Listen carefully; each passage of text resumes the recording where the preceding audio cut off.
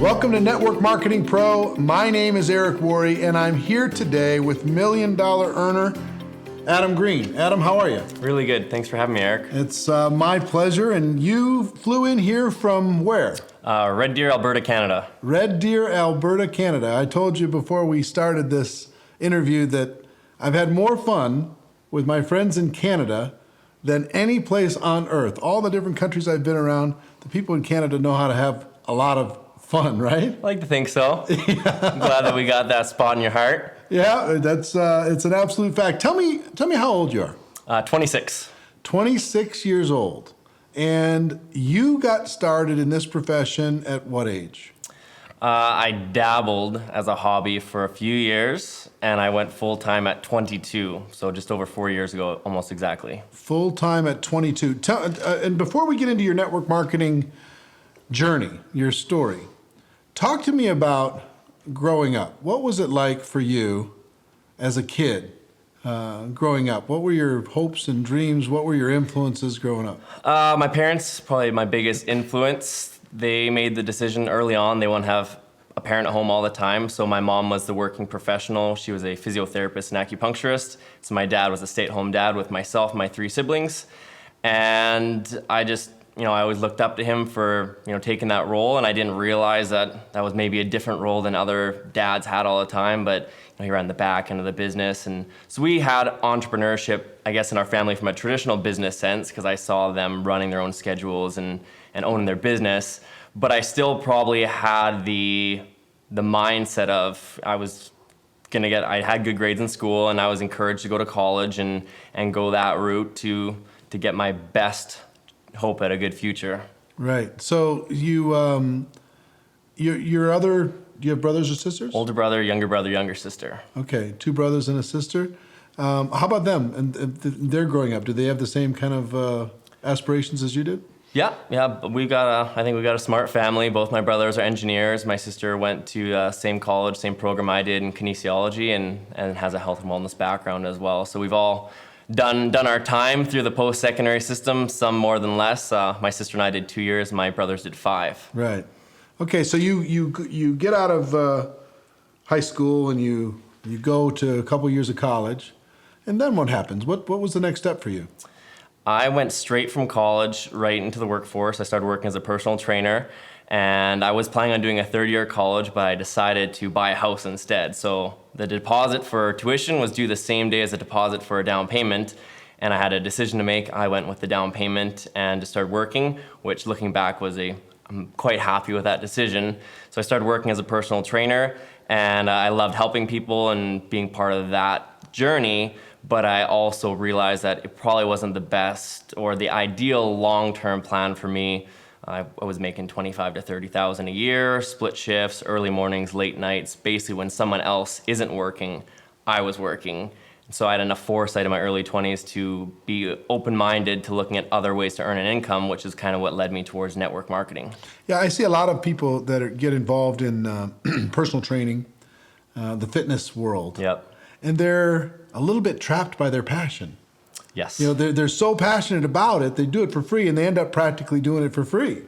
Well, most do. They're out there, and it's you can't really own a particular thing. Yeah. It's hard to kind of own a niche within that space. You just have to work hard. You're trading time for money, helping people, and that can be rewarding.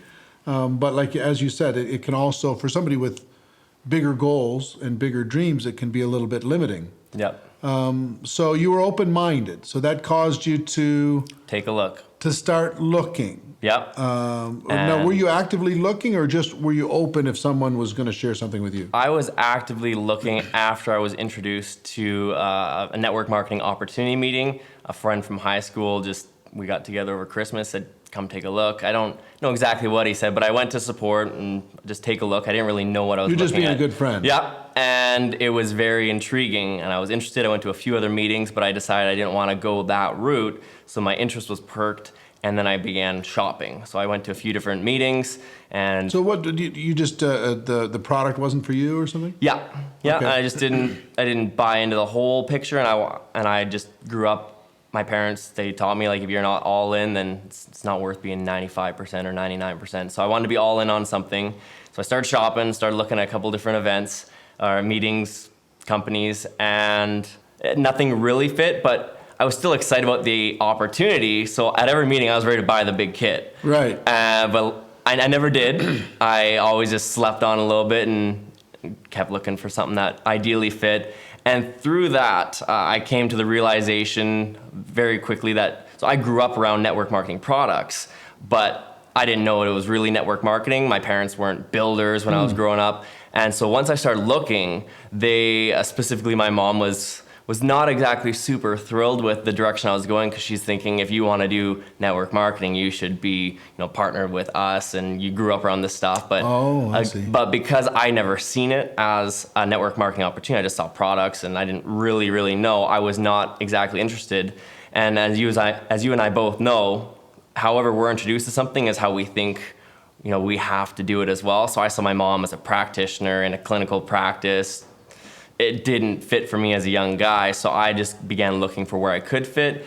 And eventually I realized, I use the product anyway, I recommend it, this probably would be the best fit, and they showed me how to kind of replace my income. So mom was a little disappointed. Yeah. And my dad was much more along the lines of let him make his own decision. They weren't disappointed in your decision to be entrepreneurial. No. Or be involved in network marketing. They just wanted you to work with them. Yes. Ah, I see. Yeah. That's natural. I could see that. I could do that. Oh, well, if you're going to do it, why not come over here? Yeah, like looking back, it was probably almost the biggest form of rejection. We talk about dealing with friends and family and how that can hurt the most, and having your son who they've been giving me lots of products all throughout my childhood, so they had invested a lot in me, and they knew there's a good potential there, and it probably also didn't help that the company I was potentially excited about was not one that they held in high regard. So eventually I came to the light, and it's been a great partnership. It's been really good for them to have that extra income that we've been able to provide, and sure, it's an interesting relationship. It did. It all worked out in the end. But you needed to kind of stick to your guns a little bit. Yeah, and hindsight, like as a kid, I realized that anyone else could have told me about it, and I probably would have been listened. And one of my friends did tell me about it, but hearing it from them, they had tried to tell me before, but I was not open-minded hearing it from them. Yeah, sometimes you can't hear certain things from the people family closest members to you. Or your close friends. You know them too well. There's too much familiarity. Yeah, the fortunes in the follow-up. They followed up with me a few times. Well, everything seemed to work out. Yeah. For everybody, right? Yes. So you finally make this decision. Say, okay, I'm going to do this. Did you start part-time? Were you still doing your personal training? Yeah, I still fit in that kind of role of using it as an additional service, products with the training, and whatever I was doing, I'd try and work them in somehow. And then it reached a point where I was earning enough part-time. I had some rental income from renting some rooms to my house that I kind of replaced my personal training income, and I'm very fiscally responsible, so I always was making sure I had a good savings account. And it reached a point where I wanted to take it a little more seriously, and having that job was not conducive to that. So I reached a point where I just had to either go all in and make a decision. So I decided Canadian Thanksgiving, beginning of October, that I was going to... Beginning of October, what year? 2011. 2011. I decided, I'm going to give my notice, and I'm going to go notice all to in. Who? To my employer. Said, oh, you I was still worked working. for a personal training company. Yeah, oh, so I thought was you just did freelance. Yeah, no, I was a private personal trainer. It's a complete private facility, so I was employed, and I just worked within the facility. So I gave my employers notice, 3 weeks, said November 1st, I'm out. I'm going all in with my business, and yeah, that was a... What do you recommend for it sounds like, how much were you earning in your network marketing business when you made that decision? Probably on average like 800 to 1,000. 1,000 a month, Yeah. but you had some rental income. Rental income. How much was the rental income? 1,000, 1,200. Okay, so you had that plus a little bit of savings. Yep. So you had a couple thousand a month as a little bit of a safety net. Basically covered the mortgage, and then I had some savings I'd been working on. Just my parents told me, we're not paying for your college, so I paid for all my own college. I just learned to save money and to spend it wisely. And so my thought process was, if I if I quit my job and I go this route, if it doesn't work, I can sit on this for a year and a half, whatever, and then I got to go and get another job again. But the upside to it is if I made it work more and I made an extra couple of thousand or whatnot, then I didn't need to go back that route. So it was kind of like I was just looking at what the pros versus the cons were, and Right. it worked out. Yeah. So many people in network marketing, the reason why I ask is so many people in network marketing are part-time people Yeah. that and I'm a little bit like you. When I first got involved in the profession, age 22, I jumped in hard. After like 30 days of still trying, I was selling real estate at the time, it was my last Yep. job. After like 30 days of trying to do both, I went, oh, this is, I didn't Not like gonna it. work. I didn't like it at all. I didn't like my mind being divided that way. So I just decided I'm gonna leap and hope the net appears, right? Yeah. So I burned my bridges and I went. And it was a good decision for me. But I'm a risk taker By type nature. of a person. Yeah. Do you think it's necessary for a person to make that leap and go full time in order to be successful in network marketing? Or do you think they can do it part time? I think they can do it part-time to a point, because I know if I had kept my job, that was still in my mind my plan A. This is a plan B, a supplemental. So I didn't really lock down myself in my business until I kind of burned that bridge and went all in. If I had stayed at my job another 6 months, a year, I wouldn't have had the same results. I know it. And maybe we'd be sitting here a year from now and having a similar result whenever I made that decision. But for me, it reached a point where I had to make a choice. The focus was worth it for you. Yeah. To be able to just totally lock in. How about people in your organization? What do you recommend for people? Our demographic is predominantly younger parents, middle-aged parents. So a lot of their big motivation is first just to earn enough money to be at home maybe with their kids. And so it's a delicate balancing act, but for most of them, this is still secondary income to their household. And if they can just earn enough to cover what their childcare would be, then it's a good decision for them. And then it's balancing the full-time job of being a parent and their business, which is Right. even harder than a job, I would think, because kids are a lot of work. Yeah. From what I've seen, I don't got any yet. Not any yet. You're Newlywed still, going on 2 years. Yeah, congratulations. Thank you. All right, well, great. I just think it's an interesting topic to talk about because the people who decide to really go after it, and the people who decide to kind of inch towards it and develop more belief and develop more skills as they go. I think both paths can work. Yeah. But I also agree with you. At some point, It reaches a breaking point. the cost of focus hits a point where you just say, well, I'd rather just hit it. Yeah. Let's just go. And I think so logically. But you were responsible before that. Yes, I was not you had putting saved my the money. financial situation in harm. I had a You nest had a egg. plan. Yes. You had a nest egg as a young man. You had a nest egg. You had some savings. You had the ability to be able to withstand some months Yeah. of no income if that would happen. I figured if after a year it didn't work, I'd go be a trainer again. Like Yeah. there's more than enough opportunity for someone who's sharp and wants to put in the work. And I took my job seriously then, just like take my business seriously. I treat everything the same way. And I think if you treat everything and with 100%, you'll find success in whatever you choose to do. Right. So you make the decision. You give the notice. 3 weeks go by, and then you launch. Tell me about that initial first 30, 60, 90 days.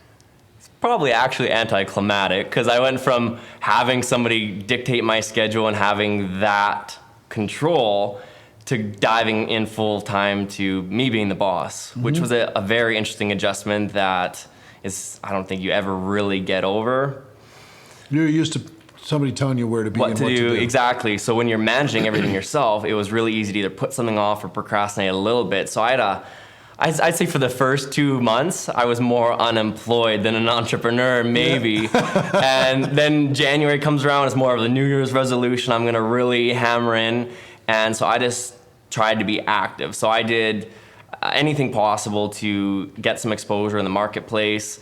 I started doing different expos and events, anything I could to get some exposure, which, Keep yourself busy. yes, Because at least if I was out of the house and I was meeting people, I figured this is a good scenario for success. You're giving yourself a chance for something good to happen. Yes, I felt more productive. So that I love your diagram of some of the limiting self beliefs of doubt and worry versus action. So the more action I took, all the other limiting beliefs went away.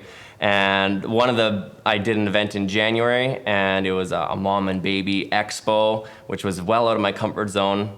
Young guy, no kids. I'm not a mom or a baby. so it was an interesting event, put me way out of my comfort zone, which was a good thing. And I met some great people at that event, which led to some home events. Again, I didn't understand the power of a home event and how easily they might be to replicate. And some of those home events really went well, got some great enrollments, and it kind of carried a momentum forward. So I just kept doing more and more of those, trained those out, had great people come on board, and we had really good success. First 6 months, I probably doubled my income in that first 6 month period. So by the time you got to 6 months in, your first 2 months you probably didn't make very much. No. The third month probably didn't make very much, but you made some contacts. Yeah. And ever since January of 2012, every single month I've consistently enrolled at least one new person in my business personally. I think my career average is like 2.75 or something. So I just consistently tried to bring in people, Right. model that example, and then train others to do the same thing. So after 6 months, your monthly income was about how much from your network Probably marketing about business? $1,500 to $2,000. $1,500 to $2,000 a month after 6 months. Yeah. So you're on track, Yep. right? So you're like, okay, maybe I don't have to use up all my savings. Maybe this is If I going can to work. just keep floating. I just keep moving forward. You're building something. Now, the good news of you're starting your business as a young man, you didn't have to invest $100,000 to start it. Yeah. It was just time Yes. and effort, right? And a little bit to whatever it took to get going effectively in your business. So, so now you're up to a couple thousand a month, and tell me about the next 6 months. What did that look like? The fall of that year was the biggest part of our build. We had our convention in June. Bob Proctor was a keynote speaker that year, and he really challenged me mentally to kind of break through either limiting beliefs and what was holding me back. And I left that event more committed to my business. It was probably my first real big game-changing event where I could clearly see a distinctive difference in myself and how I was able to, as a young guy, lead a group of people. Because until then, I was still 22 years old, 23 at that point, I think. I had a lot of growing to do to be able to lead older people and have them see me in a certain way, carry myself in a certain way. And so that fall was our real big build. We saw a lot of momentum take off from there. And it was... Tell me about this transition that you made from making the decision that you were good enough to lead older people. Because I had the same challenge when I was 22 years old. How do you talk to somebody who's 40 and been in business for 20 years and, have the same posture? I had my little breakthrough of what happened for me, but what got you to the point where you started to feel a little bit more comfortable with it? Repetition was a huge thing. Just the more I did it, the more comfortable I felt. I got better at it. And I tried to dress a little bit above what I probably normally would have. Coming from a trainer, I was wearing sweatpants all day and workout clothes. So I tried to just fit a role where people would look, and although I might look like I was 18 or 19 or You were 22. sharp 18, 19, yeah. Exactly, because especially once we started transitioning to our business training and trying to lead people with financial choices, you have to really give some confidence in that. I'm putting my hands in like a 23-year-old kid who I'm supposed to follow into the horizon with this network marketing business. So a lot of it came to my own personal development, some books I would read. I read Think and Grow Rich right after that event because it's a Bob Proctor event. And I started looking at some Darren Hardy stuff. I just come across the 4-year career, GoPro, some of these things that were coming into the marketplace because I came from no network marketing training, no background, no system. So a lot of the things were just really working on myself. And as I worked on myself, I was able to, I think, find better people, bring out more in others, and really grow myself and my business at a similar time frame. And we saw an explosion in the fall of 2012, spring of 2013. What characterized that explosion? What happened in the fall outside of you making a decision in June and saying you're going to up your game, what happened in the fall that really tipped it? We had a lot of great new people come on board who caught a vision for their business, and I think I was able to, help them see that vision a little clearer and brighter. And then there were some transitions within the company. They actually had a new comp plan, a revamping right in that fall spring season, and a lot of people that will slow them down. Yeah, and a lot of the people who had been around in the company previously, it did, because they got caught up in change. But I hadn't built enough of a real leadership group that the change really affected people, because most of them are not at that point where it was really affecting their mindset. They might not even know how the comp plan worked. They were kind of hobbyists at that point too. So the comp plan actually really helped us develop some momentum, and it made it easier, I believe, in the initial beginnings of building. Yeah. And because that's where we were at, I think our total group at that point was maybe 500, 450, 500 people. 450, 500 is pretty good over the course of 8 months or 9 months. Yeah, so going into when I left my job, I probably had about a base of 200 people that was making me that $800,000. Okay. So you grew. So we had basically 3,000? doubled our group a 300? little bit in that year-long period. And then in the next year, we went from 500 to 3,000, 4,000 people. So it really took off. Interesting. And the reason why I find it interesting to talk about the compensation plan change and dealing with change, that the change itself is really an illusion. Yep. Right? The people who are involved in the business for a long time, they let it mess up their head and it was a head game. Had nothing to do with reality.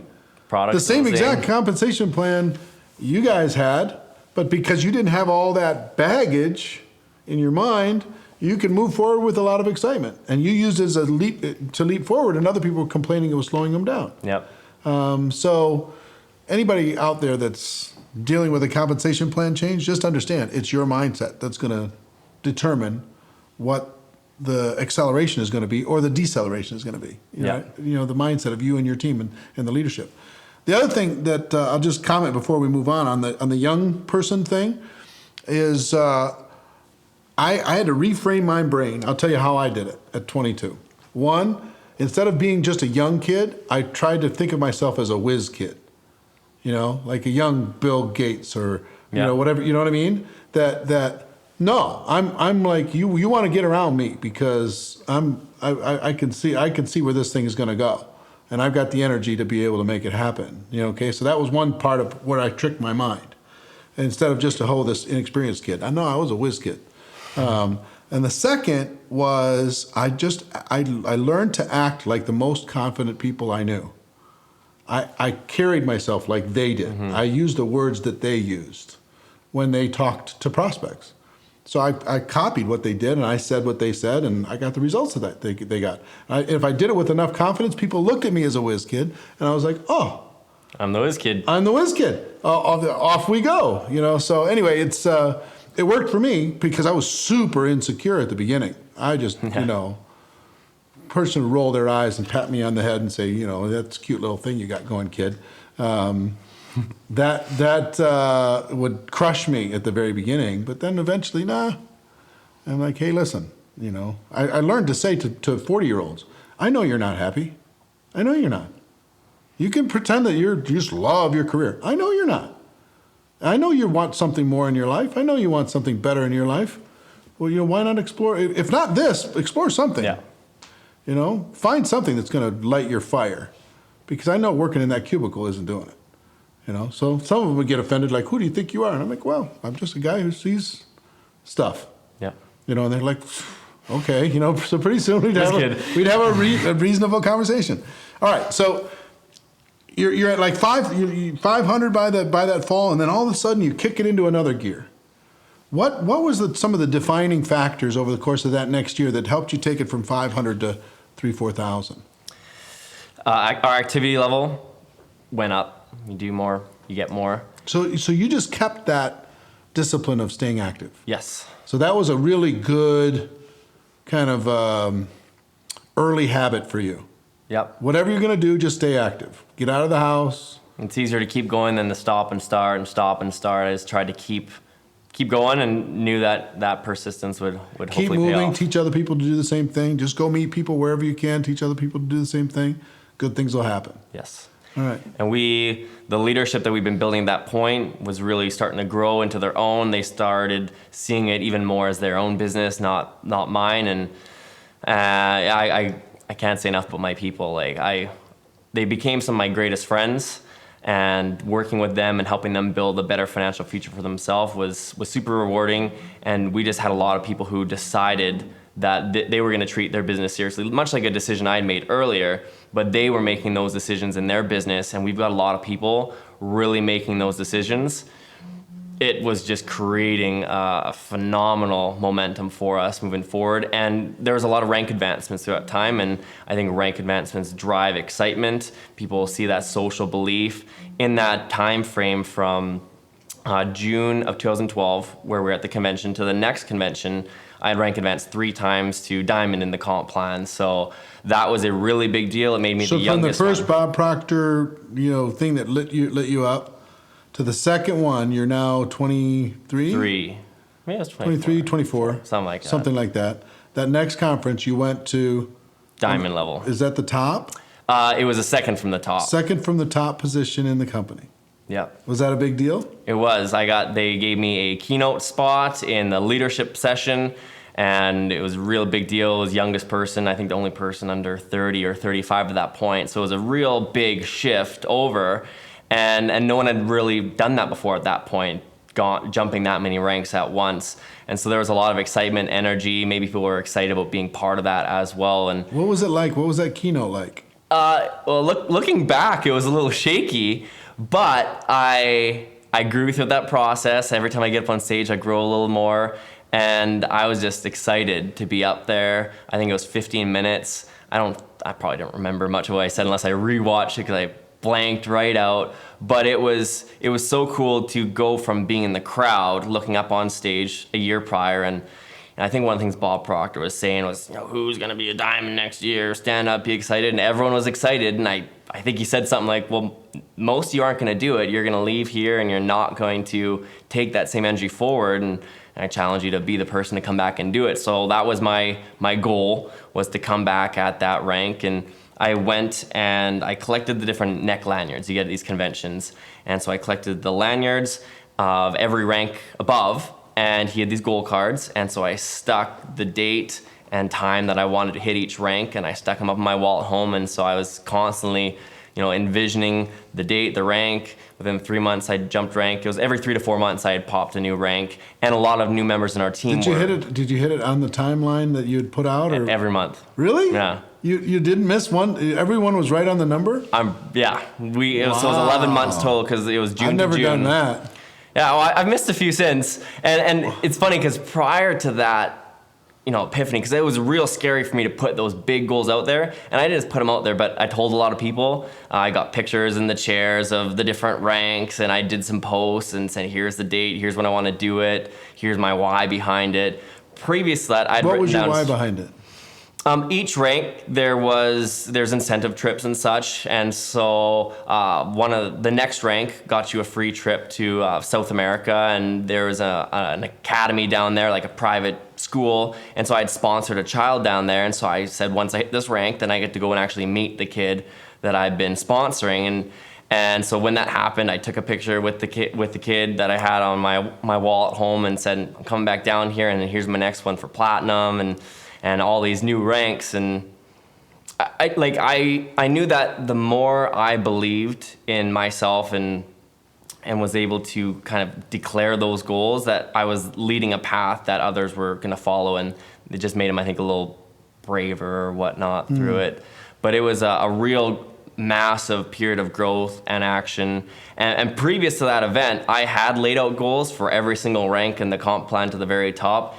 And those goals were not very aggressive. They actually took me to 2018 to get to the highest rank at that point. So I ended up hitting about 5 years ahead of schedule, but I gave myself a very safe curve. But looking back, I know I set those goals. I figured if I could get to the top rank by the time I was 2018, so I'd be 30 years old, I knew what the income would be at that top rank. So I said, if I can earn that by 30 and it takes me 7 years to do so, it's a good plan. Yeah. Yeah. Good plan. Solid. Right. So from June to June, your income goes from where to where? What, 3 to 15. But from about 3,000 a month 3,000 to 4,000 to 15 to 16. to 15, 16,000 a month. A month. Yeah, and my big goal initially was to earn 3,000 because that Yeah. replaced personal training in a little. And then the real big goal was $8,333.33 because Yep. that got me The 6 100K, figures. 6 figures. If I could make 6 figures at any point, I figured I'm winning the game. Yep. Especially my early 20s. Everything beyond that, like I remember I was hunting when I hit it. I was out in the woods in Canada, freezing, November, and commission checks were posted, and that check was $8,333.22. So I missed No it by way. like 80 or 78 cents. But it was close enough. I was like, that's it. That's the mark. And I've hit some pretty nice numbers since then, but I distinctly remember that goal and where I was. I can remember the cut line I was sitting on. I remember how cold I was feeling. It's just burned in my mind more than any other number because that was the big goal at that point. Right. So when did mom and dad start liking your business? Well, they liked it right away. I know, but when did when did they go, well, you made the right choice? Right from November 2011, when Okay. I quit, it was over Canadian Thanksgiving. I made that decision. So they actually sat down with me and looked at my finances, and I said, "Here's what I got saved. Here's what my income is, my cash flow. What do you guys think?" And they were kind of the ones who said, "We think you should do it, and we support you." So I didn't have that coming from home because I know a lot of people. It's the opposite. They're saying, "You're throwing your life away. What are you doing?" They were of that same belief of, what's the worst that could happen? We think you can do it. We've seen your tenacity all throughout your childhood. Right. They always tell a story when I was, I don't know, maybe 6 or 7 or 8 years old, something like that, early childhood. And we were at some county fair or whatnot, and they said I waited in line for like 3-4 hours just to climb a stupid rock wall. And it was hot out, and it was just silly, but I was so determined. And they said they knew at that point that whatever I kind of put my mind to, I would do it, even if it was uncomfortable once, and even if it was kind of stupid at the time, that when I put my mind to something, I'm really hard to change that perception, that opinion. We're talking about some of your income numbers, and they're certainly not we're not making any claims that anybody that's watching this will make the kind of money that you're making. Because today, what's your best month you've ever had? 105? $105,000 in a month, okay? And that's after how many years? That's That after was 4 years. That was 4 years on. So I quit in November of 2011, and that was my November 2015. November 2015, $105,000 in a month. Yeah. So 2015, you made approximately how much? Probably just around that million mark. Right around $1 million over the course of that calendar year. That's not any representation that people are out there are going to earn that. This is just kind of I use the numbers to talk about what's possible, not what is guaranteed or even probable for somebody else. Because there's people who joined your company same day you joined. Yep. There's a million people who joined before me. And did not have the results that you had. What do you think is the difference? You weren't involved early at the beginning of the company. No. You weren't at the top. You didn't get any special consideration. You're starting young without any particular background in this profession. What makes you different? I made a decision that I wasn't going to use excuses anymore. Before I started seeing some success and stuff, I blamed people. I would blame either upline or comp plan or any of the things that many of us have used an excuse for, and I found all the reasons why it wasn't my fault that I wasn't doing better. And the day I made the decision I was not going to use an excuse anymore, probably was at that Bob Proctor event, that convention. The day I decided, hey, it's not about anybody else, but my ability to really hammer this out. And if I don't quit and I really stick to my guns, I read the 4-year career on that time frame, which kind of laid that, again, that 4-year time span. So it was really cool to see what we've done in 4 years. And I just knew it was, if I consistently did it for that time period, geometric progression would take place. The model made sense to me, and I just decided I wasn't going to quit. So determination Determination for sure. was one, but it can't just be determination. Yep. What else? What else makes you different? I think especially compared to younger people, I was I was investing myself more than I would say most people do, whether it's through events. I've been going to major events for my entire career, whether it's GoPro or convention, and then making sure that every single time I'm bringing more people to that event. So the first time I went to convention, first few times I didn't have people with me, and then I consistently went from like 6 to 30 to a couple hundred. Same thing with GoPro. First time we went with like 3 people, then 6, then a couple hundred, and then buying tickets for next year. We're picked up a couple hundred tickets, and so I just know that through an event, I made the biggest decisions in my career. If it wasn't for that convention, I don't know if I had made those same decisions. And then every event since, when I brought people, I've seen other people make those decisions. We're coming off of a couple hundred people at an event this weekend, and again, decisions were made. So I think that's a persistent fact that we've always been really driving, and that was before we necessarily even knew the value of it. You know, reading GoPro, seventh skill, closest thing to a magic bullet, putting people in events and making them have the opportunity to have those decisions too will transform. It did transform ours. So if I'm listening to your story, I hear, number one, you made a decision that you wanted to grow this. Now, you didn't have $1 million goals at the beginning. No. You had a $3,000 a month goal, right? Yep. And you had a long time frame to get to the top, even if it took you all the way till 30 years old. But once you hit the 3,000, you went, maybe I can Do a little more. go a little faster, right?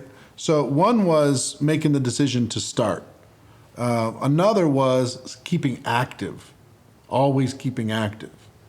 A third one was, like you said, that determination, that you weren't going to be stopped. You'd stand at 4 hours in the sun waiting to climb the rock wall. It doesn't matter. You're climbing the rock wall before you go home. Yeah. It's happening, right? And I think I had a lot of fear of not succeeding. So it wasn't a fear of failing. That didn't scare. The fear of not succeeding and having to go back to the gym, whether it's the same one I worked at or in the community, it's a city of 100,000 people, small enough community that people would know. I didn't want to have to go back in a year and a half, kind of with that tail between your legs, like, hey, yeah, that thing I was doing, yeah, it didn't work, like, you were right. Because a lot of people thought it was crazy, giving up security and everything that I had that position, and to go and do this. So I really didn't want to fail in that sense. So that kept me up at night at times. Yeah, sure, I get it. And the other thing was focus. For a young person, a lot of times you can get distracted by anything.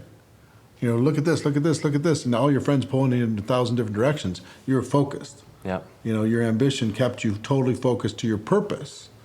And then it seemed like something transitioned. You fell in love with the contribution side of the business. Yeah. One was about personal stuff for you, and then it shifts, like it always does, to how much can I contribute to somebody else's life? Yeah. What does that feel like, to have people come up to you as a young man and say, thank you. You put me on maybe somebody older than you. You took me from a situation that was not happy to a situation where I'm happy. You took me from a situation where I was earning less than I'm worth to now I'm earning what I'm worth. What's that like?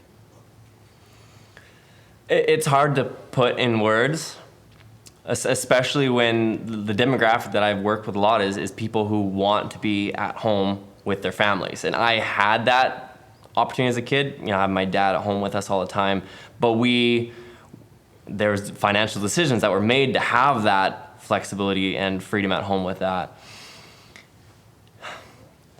I know that although I wanted to have better financial future and $3,000 or $8,000 or whatever that number looked like, that driving me the entire time more was just the feeling of belonging and the ability to have a life of purpose. Because when I was in college, I didn't necessarily feel like I had a real big driving purpose, and even when I went to become a trainer and all these different things, it filled it a little bit, having people, again, see value in what you're contributing, but it never reached the point it has with this business. I looked at this business as the ability to impact, like, not just 20 people a day or 100 people a day, but like tens of thousands or hundreds of thousands of people in a real tangible way. And so even, I got more income now than I'd ever planned on ever having.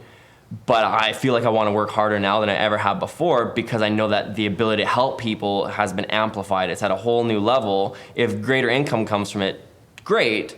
But I know that ability to contribute is probably more of still a driving factor. And I like helping.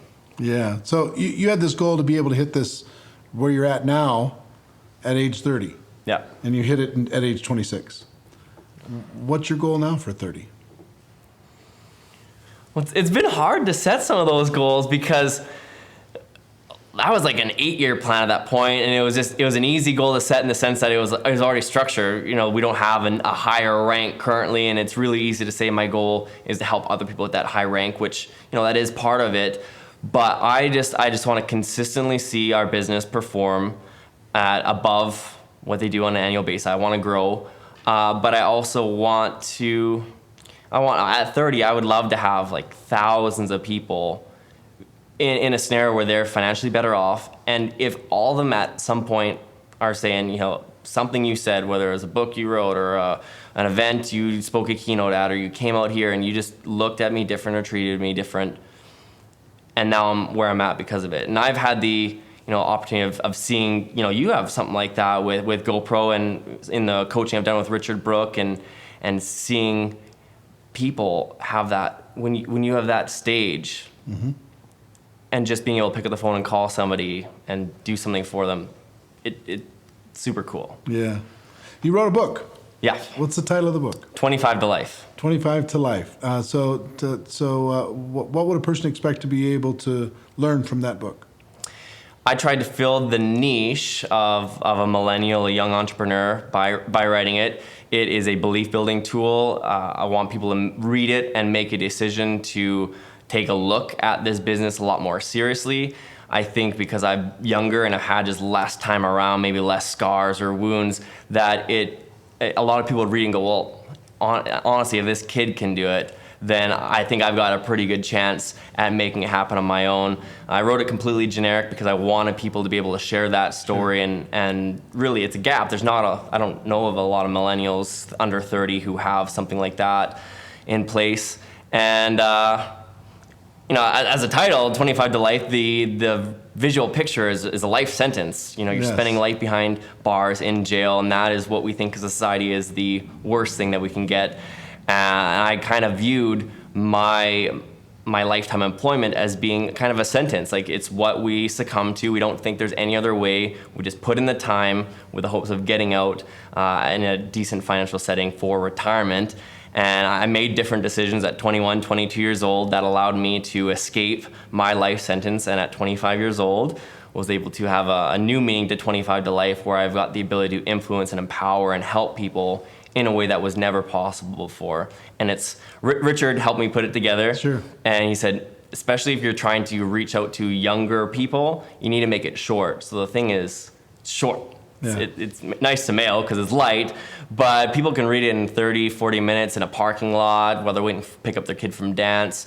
Cool. And it's been, again, another thing in the past 6 months that's just allowed me to contribute more. Yeah. And it's just a cool feeling. Fun, right? You can get it on Amazon, right? Yes. All right, so get it on Amazon. Go to Amazon.com, 25 to Life. Yeah, and you can go to 25tolifebook.com, maketheescape.com. Joe and the Cash Media crew did a great video trailer for us. Perfect. Well, as we wrap up, here's what I'd like you to do. I'd like you to look right into that camera and talk to this audience. This audience, whether they're listening on a podcast or they're watching online or however they're consuming this information, this audience wants success in network marketing. This audience wants to become network marketing professionals. This audience, wants it so bad, but sometimes they don't really know exactly how to get it. If you're sitting down face to face with them and they are looking at you with sincere eyes saying, help me. What advice would you have for them? Why don't you give it straight to them? The business is worth it. The effort and energy that you'll put in, the things you might have to give up, it is worth it. The ability to contribute and help is something that you can't find other places. And I've seen so many lives transformed through our profession. I'm such a huge advocate for it. And it's probably really easy to look at different speakers on stage. People who are sharp, polished, put together. You're looking at me talk and go like, well, of course he's successful. I tell you, when I leave, I take off the suit. I go to sleep like you do at night. Although I think I've made some more exceptional decisions. I've decided that I planted a flag. I'm doing this business, and I'm decided to become a professional. Those are decisions you can make too. I can't make them for you. Eric can't make them for you. It reaches a breaking point where you probably will just snap and say, I'm in. I'm going to do this at whatever the cost. I'm going to attend the events. I'm going to find a way to bring my team there. And I think everyone has that different point. For me, I kind of milked the hobby for a little while until I had that big decision. And it's so worth it. And as long as you don't give up on you, yourself, your dreams, we as a society, we don't dream anymore. It's not acceptable to have these big goals and visions. And I just want to encourage you to find your dream again and understand that if it's just to help people, you want to contribute more to your charities and you want to serve more, this business can help you do that. If you are in a really tight financial scenario, this might be the business that can help you get ahead. It will make you grow. It's, I think, the biggest personal development program out there. And yeah, it's great. People really get caught up sometimes in the material things the profession can provide and that extra finances will allow you to do. But if you talk to anyone who's ever reached the upper echelon of network marketing in probably any profession, they'll tell you that those things, they're nice, but they're not the core reason. They're not the things that keep you up at night and really fill you up with a deep sense of meaning. So, there's great things out there, but the people and the profession are just special. Yeah.